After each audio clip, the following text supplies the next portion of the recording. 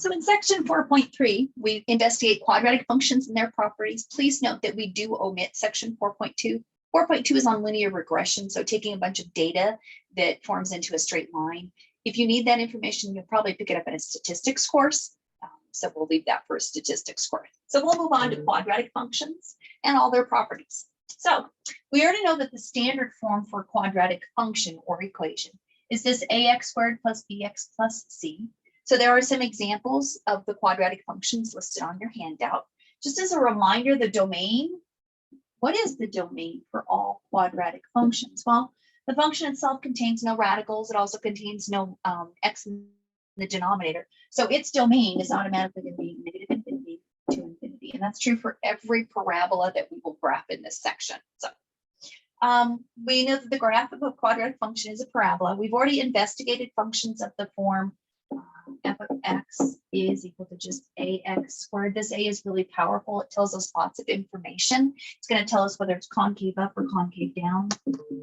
Concave up or concave down. In other words, does it open up or down? It's going to open up if a is positive. So if a is positive. Yeah, I'll say greater than 0 is going to open down if a is less than 0.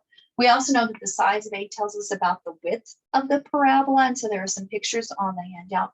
So if the absolute value of a is greater than 1, so a 2, a 3, a 5, it's going to be fairly narrow. It does a vertical stretch. If the absolute value of a is between 0 and 1, then it's a fairly wide parabola because it is a vertical compression. And we talked about that when we did transformation. So that's old news too. To point out that if it's concave up, so if it's doing this, then this down here is going to be a minimum. If it's concave down, then this point right here is the maximum. So it would be really nice if we had a name for that point, and sure enough, we do. We call the highest point or the lowest point on a parabola the vertex. And that's what we've been graphing every time we go to graph using transformations, is we've been using that vertex in order to graph with transformations. So that's what we're going to do in our very first example, is graph using transformations. So I'm going to leave the standard form right there for a second. So what I want to do is come in and graph f of x is equal to negative 2 times x minus 3 quantity squared plus 4. Beautiful.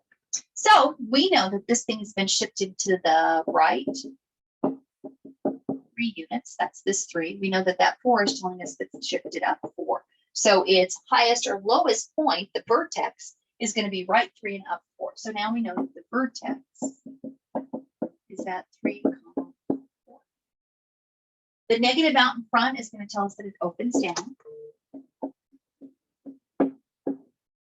And if it's opening down, that makes that vertex the maximum. So we know that this parabola has a maximum. And then finally, the 2 is going to tell us that this is a narrow parabola. So we know that when we draw it, we'll draw something fairly narrow. So right now we can come in and graph that. So 1, 2, 3, 1, 2, 3, 4. There's the vertex. It opens down, and it's. That's all we can do for right now. It does have something that we have not talked about called the axis of symmetry.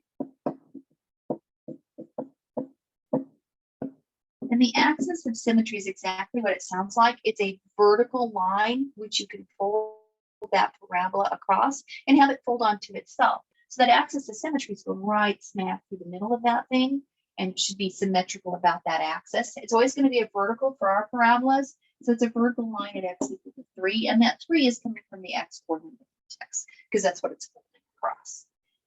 We already said that it's concave down, so we've answered that question. Its domain is negative infinity to infinity. What about the range, though?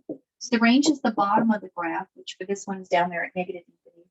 The top is at 4, and it is going to be included, so it's going to be a bracket on the 4. And again, notice that that's coming from the y coordinate of the vertex. So the x coordinate of the vertex gives us their axis of symmetry.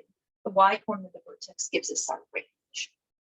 So it's pretty easy to graph it when it's in this form. So we're going to give that form a specific title, and we're going to call that form the vertex form.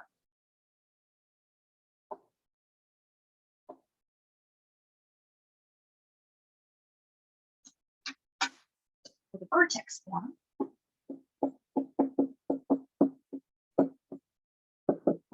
F of x is equal to a. Now that is the same a that was in the previous form, but now we're going to use x minus h quantity squared plus k. This should kind of remind you about the circles when we did x minus h quantity squared plus y minus k quantity squared to get to the center. So to get to the vertex, you're pulling the h out of the parentheses. We already know that you're going to change its sign. And k, you don't change its sign because it's outside the function. A is still the a in front. It tells us whether it opens up or down or wide or narrow. The problem is that we would really like to draw a prettier graph, which means just making narrow and wide is rather subjective. So we want something to give us a better idea of how wide or how narrow it is. And so that's what we'll tackle in the next section or the next video.